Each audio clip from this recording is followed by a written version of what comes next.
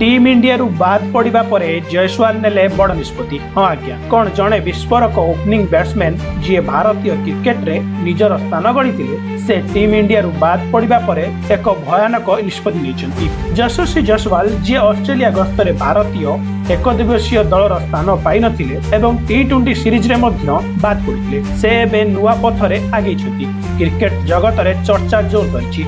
जयसवाल भारत पाई नुहे बरं एही दल पाई एबे खेलिबे। तबे हाँ फ्रेंड्स, भारत एवं ऑस्ट्रेलिया मध्य खेला जाउतिबा 3 मैच विशिष्ट एक दिवसीय सीरीज रे जयसवाल को प्लेइंग 11 रे स्थान मिलिथिला। सुमन गिल को अधिनायकत्व रे रोहित शर्मा और विराट कोहली यथाक्रमे ओपनिंग और तृतीय नंबर रे बैटिंग करथिले।